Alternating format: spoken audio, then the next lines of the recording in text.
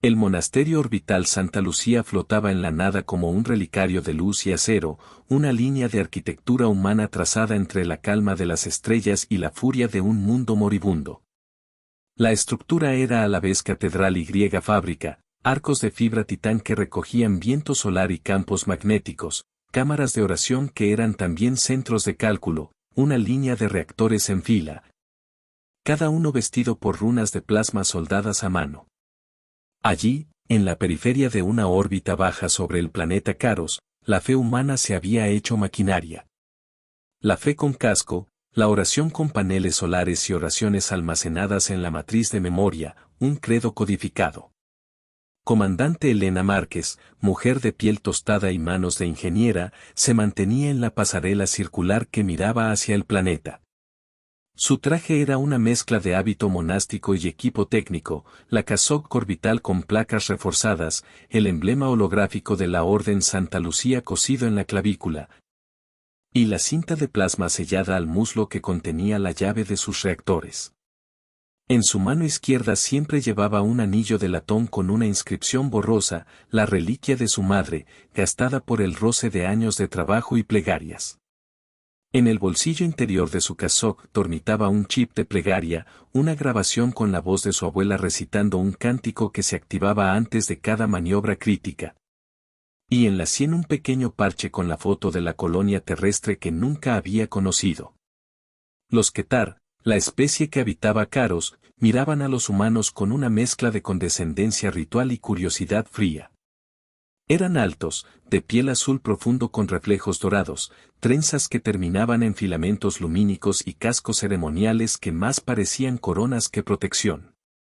Su figura pública, el archón Parus, observaba desde su nave capital la estructura humana, en los salones de su corte, los ministros cuchicheaban sobre la rusticidad humana, sobre la tecnología primitiva que había permitido a los colonos montar aquel monasterio donde se combinaban reliquia, máquina y culto. Para los Ketar, el poder era un asunto de linaje, de matrices gravitatorias y de dominio cristalino, complejos de energía que fluían desde el núcleo de Caros y que ellos creían exclusivos de su especie. Dismissel, esa palabra corría por sus parlamentos como un sonido seco. ¿Qué podía una banda de humanos, rezando y remendando, aportar a su civilización? Nada que mereciera respeto. Nada salvo obstinación. El universo, sin embargo, no tenía por costumbre respetar pronósticos cómodos. Cuando una serie de fallos geomagnéticos y de migraciones de masa comenzaron a trastocar los núcleos energéticos de Caros, los Ketar encontraron su mundo vulnerable. Los cristales del núcleo se oscurecían, la magnetosfera se desgarraba en pátinas. Todo su orgullo técnico se vio amenazado por una corriente que no tenían con qué contener. Y entonces, con la arrogancia propia de quienes creen en la exclusividad de su derecho a la potencia, enviaron emisarios a Santa Lucía para valorar un aporte humano, como quien revisa la alfarería de un artesano. Elena recibió la noticia con una mezcla de calma táctica y una ironía devota que le acomodaba en el pecho como una llama pequeña. Ella sabía algo que el archón Parus y sus ministros no sabían: en la física de la supervivencia humana existía un axioma que ninguna casta había tenido tiempo de convertir en vanidad: si el universo exige un precio, los humanos pagan con lo que valoran, y lo hacen con fe. El observatorio de la Orden marcó la llegada de la primera sombra en la bóveda, un vórtice de naves ketarianas, brillantes como hojas de lapislázuli. No había gestos, no había palabras, la comunicación fue una transmisión protocolaria que calificaba el equipo humano de útil pero inferior, seguida de instrucciones paternalistas sobre cómo permitir que la tecnología Ketar calibrara los reactores de Santa Lucía para explotar su potencial como suministradores. Los Ketar querían que los humanos encajaran en su plan. Los humanos, por su parte, tenían sus propias plegarias tecnológicas y, cuando la necesidad llegó, sus propias decisiones. La chispa de todo se encontraba, contradictoriamente, en la humildad de una estructura hecha por manos que no despreciaban el milagro de la mecánica. El monasterio era fe en movimiento, fe que calculaba, fe que ajustaba ejes, fe que reparaba juntas con dedos ennegrecidos. Y en esa fe había también un latido de desafío. Los Quetar no lo verían venir hasta sentir el calor en la nuca. Santa Lucía no había nacido de un plan imperial, sino de la migración lenta y obstinada de un grupo humano que se negó a morir en silencio. Después de la gran exposición, el tercer éxodo, un comando de creyentes científicos, obreros y liturgistas concibió un lugar donde la palabra salvación conviviera con la palabra ingeniería. Se eligió la órbita de Caros por su geografía magnética peculiar, una capa de mineral ferromagnético en la corteza planetaria que permitía excavar rutas de flujo energético si alguien conocía cómo doblar las corrientes.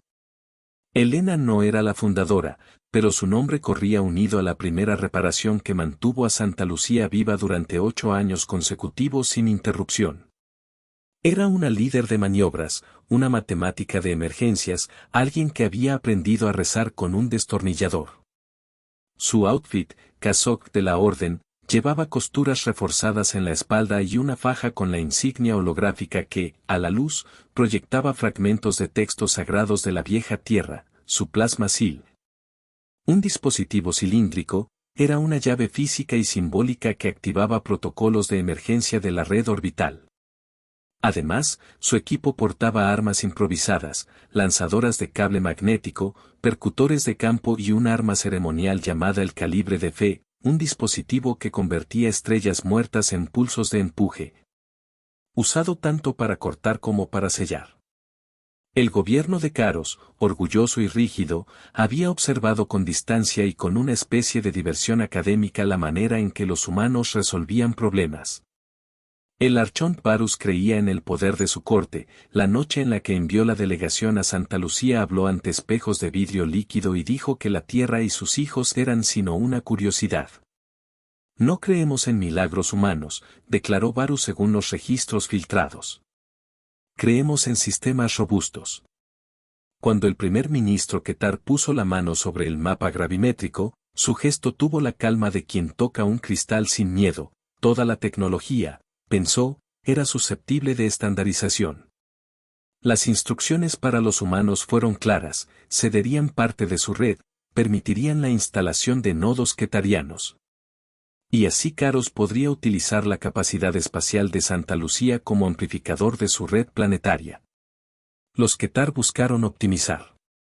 Los humanos percibieron condiciones. Prometieron colaboración. Pero en todas las promesas humanas había vetas difíciles de pulir, la reticencia al dominio externo, el concepto de santuario inviolable, y la memoria de sacrificios que se pagaban con ojos abiertos. La Orden Santa Lucía poseía relicarios simbólicos, una bandera cosida con fibras de los primeros parches de la colonia, un holograma emblemático que mostraba la primera puerta que cruzó la humanidad hacia el espacio. Y la placa de la madre, un artefacto que contenía el registro genético y lingüístico de los primeros migrantes. Estos objetos eran más que recuerdos, eran códigos morales que los monjes humanos trataban como piezas de una ecuación infinita. Helena guardaba en su casaca un trozo de la bandera, un pliegue con una mancha de aceite que le hablaba de pérdidas y promesas. En la cápsula de sueño colectivo de la orden había también un datalog sellado, el último testimonio de la fundadora, una mujer que había hablado de elegir que se prendía y que se apagaba cuando llegara la oscuridad. Los Quetar trajeron su propia reliquia, el vástago de Varus, un cristal de calibración que supuestamente podía sintonizar cualquier matriz gravimétrica. Los quetarianes describían su tecnología como pura, eficiente y sin sentimentalismos. Para ellos, Santa Lucía era una estación de paso para la optimización y la transferencia de energía. La ironía era tan fina como un hilo, lo que trataban de tomar por un recurso, los humanos lo habían tejido con el alma. En la primera semana de diálogo, entre protocolos y ceremonias, ocurrió un temblor en Caros. Una falla en la red planetaria, un pulso que volvía loco el flujo de los cristales, dejó zonas enteras en penumbra. Los quetarianos urgieron a Santa Lucía a acelerar los anclajes de su red orbital. Helena ofreció una alternativa, una reconfiguración parcial que protegería la herencia humana y, a la vez, permitiría un aporte tangible al planeta. Su propuesta era técnica, exacta y arriesgada. Requería desviar partes de la matriz de Santa Lucía, recalibrar los reactores con enlaces que no habían sido probados en el vacío durante años y, lo más inquietante, poner en condición de riesgo la reserva de combustible que mantenía viva la estación. Los ministros Quetar se rieron por dentro. La propuesta humana les pareció un trueque sentimental. ¿Arriesgáis vuestra casa por una promesa abstracta de reciprocidad?, preguntaron con metálico desdén. Y Elena, sin pronunciar palabra, imaginó la respuesta: sí. Porque para los humanos, la ley más primitiva les dictaba que, frente a la necesidad, la reparación y la ofrenda eran formas de oración. En paralelo, surgieron grietas en el seno humano. Algunos monjes querían resistir cualquier intervención quetar, otros pensaban que rendirse a la optimización era abandonar la razón de su existencia. El debate no se expresaba en discursos, se manifestaba en la forma en que cada uno ajustaba tornillos, en la manera en que se rezaba ante los paneles, en quien ocupaba las cámaras de refrigeración. Elena tuvo que moverse entre la técnica y el espíritu, trazando líneas de prioridad con la precisión de un cirujano. Ser líder para ella era una cuestión de geometría y de fe, aprender a dibujar vectores que cruzaban la convicción con la emergencia. Cuando los Quetar comenzaron a instalar sus nodos, la atmósfera se transformó en un campo de inspección constante. Varus envió a su ingeniero principal, el maestro Torb, un hombre de piel azul con trenzas ceremoniales y ojos de cristal, cuya insignia era un broche de plata con un símbolo de calibración. Torb dirigió la instalación con autoridad, desafiando cada parche humano con soluciones que, desde su punto de vista, eran superiores. La tensión era un mapa nuevo, la altivez Quetar contra el templo humano. Los días se hicieron tensos. Santa Lucía, con su maquinaria y su altar, comenzó a vibrar con un ritmo que nadie pudo asegurar si era de nervios o de esperanza. La orden rezaba en las cámaras de combustión, no solo por el resultado técnico, sino por la posibilidad de que la humanidad conservara una forma de autonomía que no fuera devorada por la optimización ajena. La reconfiguración parcial inició en la madrugada orbital, cuando las sombras del planeta parecían profundizarse como un augurio. Los quetarianos avanzaron con su cristal vástago y conectaron sus nodos a la red, pero la integración no fue inocua. Cada enlace que abrían redistribuía tensiones que los humanos sentían en sus huesos mecánicos. Un índice de vibración subió más de lo esperado, un codificador humano detectó fricciones en el intercambio de fase. Elena, con su calma calculada, decidió retocar la lógica de prioridad, puso a salvo las cámaras de sueño, aisló los data logs madre, y redirigió la energía hacia las unidades esenciales. Sus decisiones fueron milimétricas y radicales, comprendía que cada subrutina que cerraba y cada enlace que abría era una plegaria práctica. Los Quetar comenzaron a exigir más. Varus, sintiendo al planeta agonizante, presionó: necesitaban que Santa Lucía cediera su banco de acumuladores primarios, aquello que los humanos llamaban la colección de señales.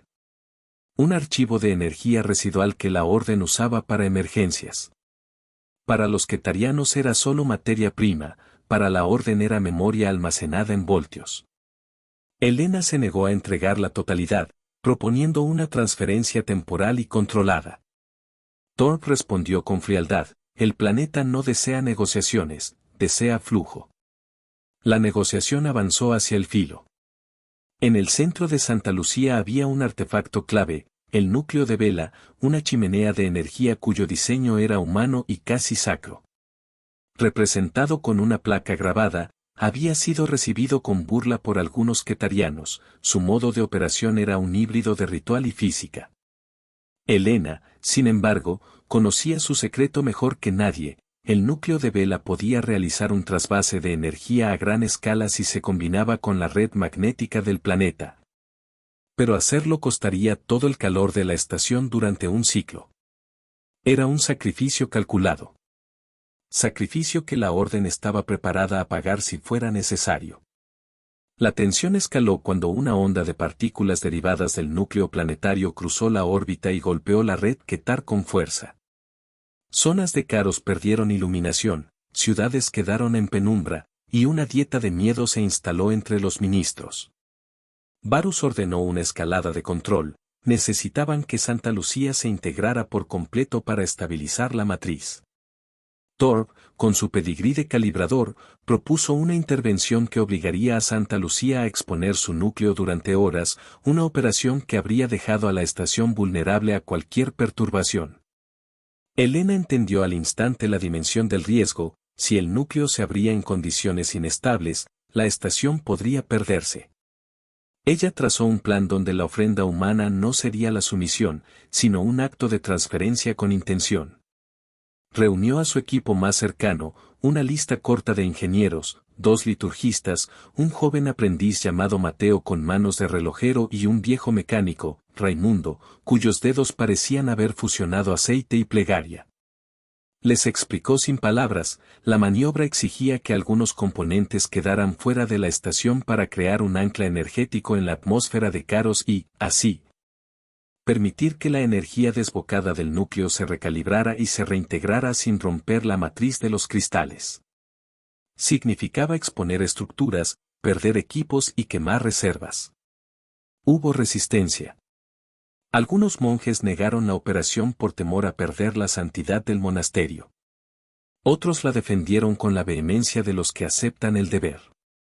Helena, en su mirada, tenía la calma estratégica de quien conoce la tasa de riesgo y, al mismo tiempo, la ironía devota de quien entiende la tragedia como un signo de fidelidad. A fin de cuentas, su decisión no fue técnica en el sentido frío, fue un voto. Y en esa elección humana había una palabra que ni la técnica ni la solemnidad de los Ketar podían medir: voluntad. La estrategia se ejecutó en un compás apresurado. Mateo y Raimundo desplegaron cables magnéticos como redes de pescador, lanzando anclas hacia la atmósfera en una danza de cuerdas y plasma.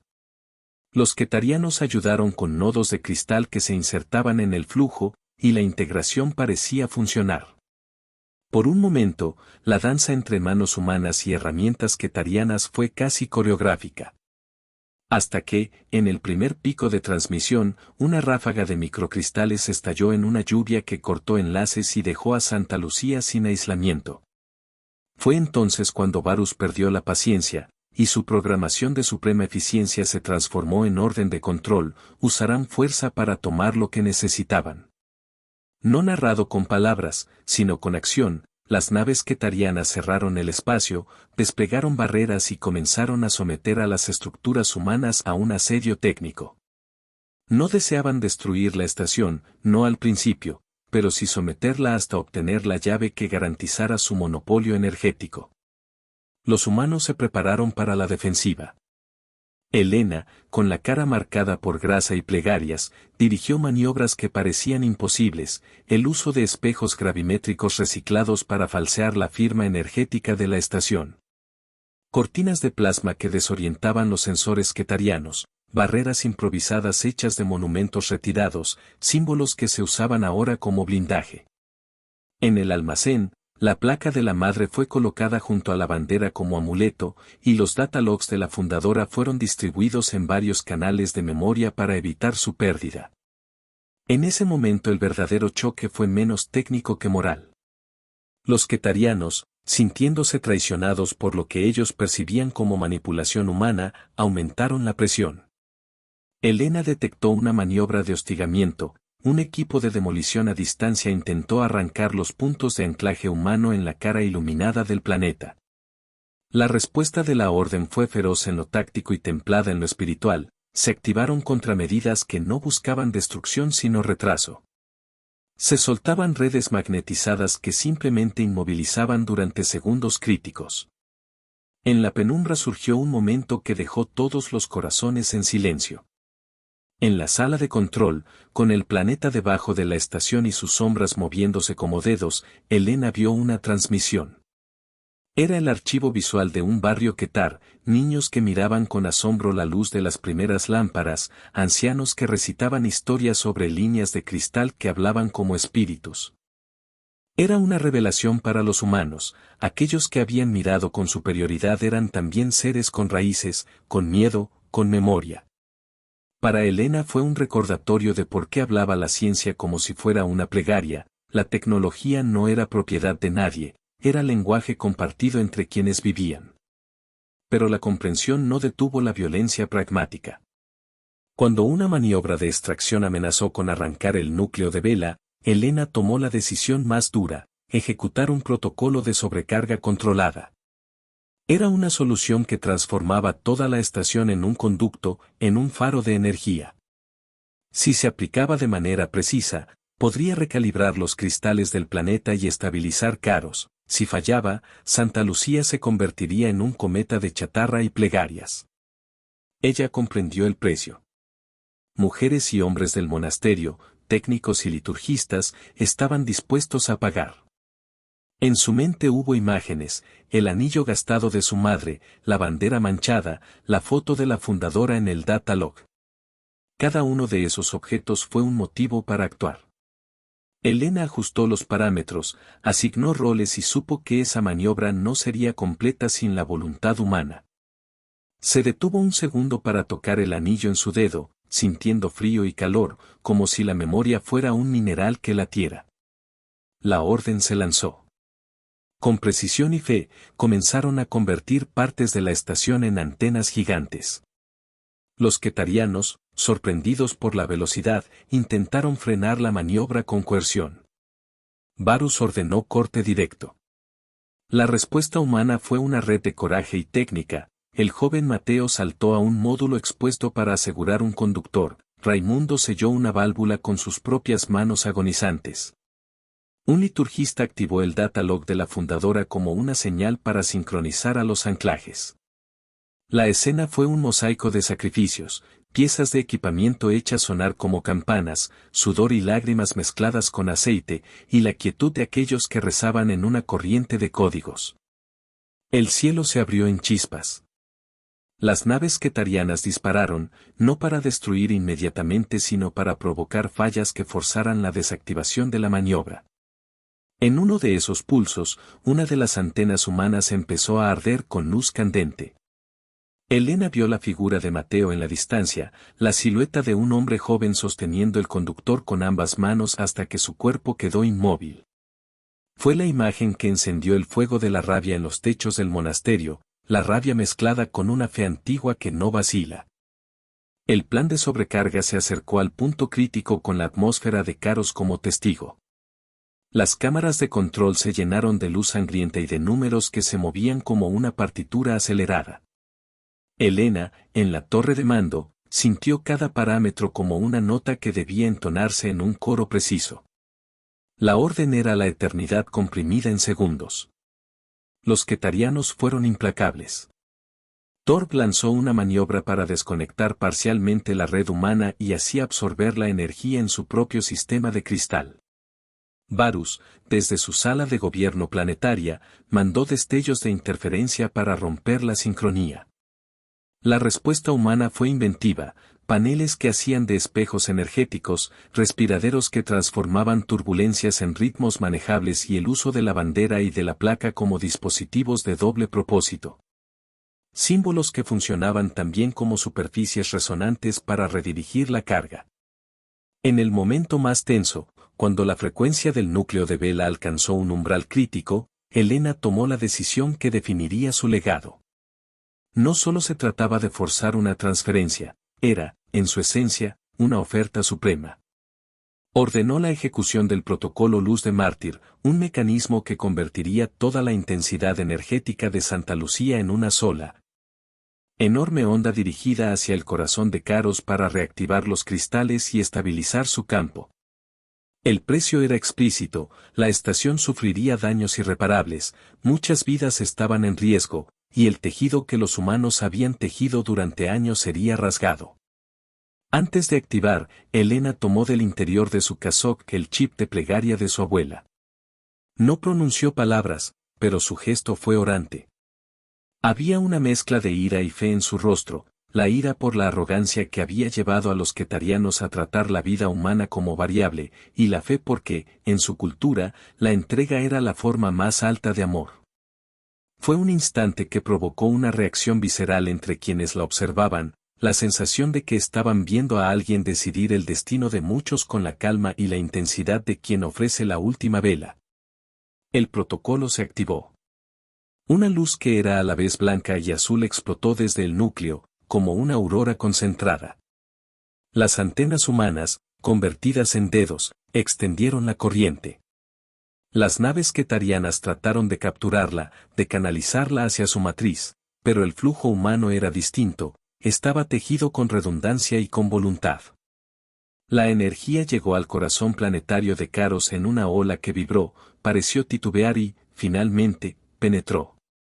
Hubo un instante de silencio absoluto como si el cosmos mismo contuviera el aliento. Y luego, el núcleo respondía. Los cristales, esas formaciones que antes no eran más que orgullo para los ketarianos, brillaron con tonos nuevos. Una onda de recomposición magnética se extendió a través del planeta como una cicatriz que revive. Las ciudades ketarianas que languidecían en penumbra comenzaron a recuperar su luz. Pero el precio no se hizo esperar. Santa Lucía, sometida a la transferencia, sintió sus armazones ceder. Placas de fibra explotaban como pétalos, conductos se torsionaban, y la atmósfera orbital se llenó de fragmentos que chispeaban como constelaciones diminutas. En la torre de mando, la visión que nadie olvidaría, Helena, con la faja del plasma sil brillando como un relicario, levantó la mano y vio caer el anillo de su madre, que se desprendió en la vibración y se perdió en la corriente como una moneda lanzada al agua. Pero antes de que la estación se disgregara por completo, ocurrió algo que dejó la piel erizada a todos los observadores, la reacción de los Ketar. No fue la dominación, no fue la arrogancia inmutable. Fue la conmoción. Varus, que había enviado a la lucha, tuvo que contemplar la magnitud de lo que había sucedido, la vida de su mundo había sido restaurada por máquinas tejidas en la fe humana. Para alguien que había despreciado esa mezcla, la revelación fue devastadora.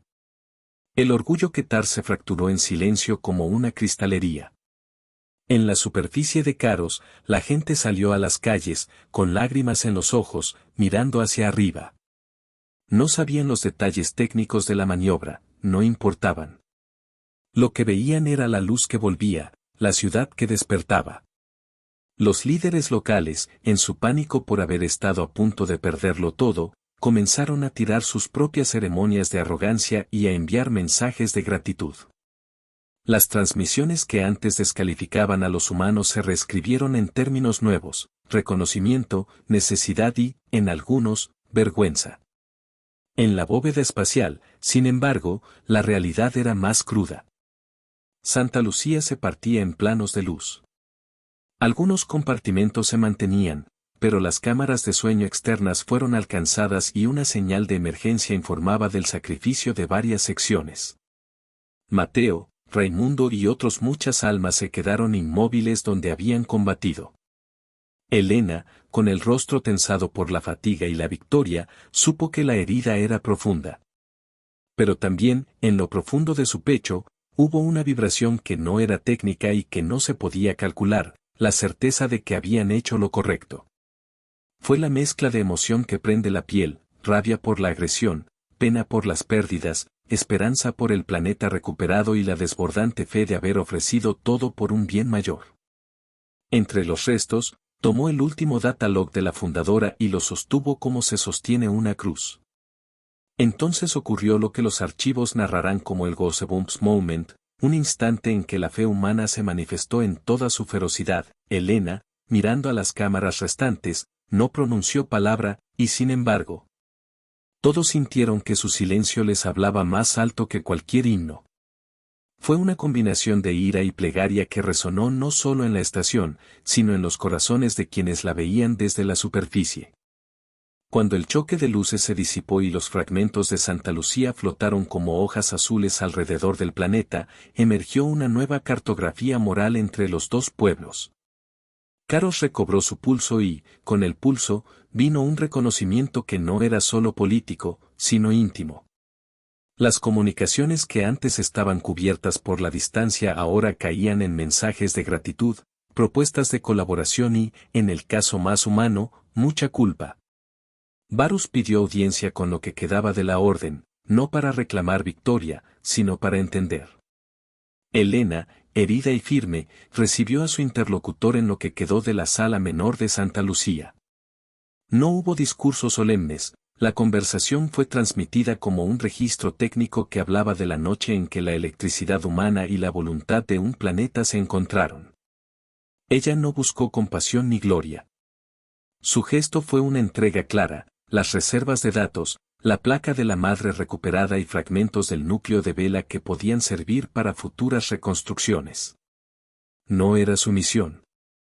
Era pacto. Un pacto nacido del sacrificio. La reconstrucción comenzó desde abajo y desde las periferias, equipos en la superficie del planeta trabajaron para recuperar fragmentos y estabilizar la nueva red. Los quetarianos, ahora sabiendo pagar lo que habían tomado por garantizado, ofrecieron recursos de cristal y conocimiento de sus metodologías de control que, hasta entonces, habían sido secretos de casta. Los humanos compartieron sus modos de redundancia, sus liturgias de emergencia y la idea, no técnica sino humana, de que cada sistema debía llevar consigo un margen de misericordia. La posibilidad de renunciar en beneficio del otro. La memoria humana se sostuvo con símbolos. La bandera de la orden, aunque quemada en parte, fue eventualmente cosida de nuevo por manos que dejaron cicatrices en la tela. La placa de la madre, con datos salvados, se convirtió en un artefacto de intercambio, depositada en Caros como muestra de confianza. Elena guardó el propio chip de plegaria en un nuevo receptáculo y lo dejó en la órbita, no como mensaje de duelo, sino como una lámpara que cualquiera pudiera encender en tiempos de necesidad. Entre sus pertenencias, la pérdida del anillo fue un mordisco que dolió, pero que se convirtió en símbolo, algo había sido entregado y, por ese acto, algo más grande había nacido. La relación entre humanos y quetarianos evolucionó.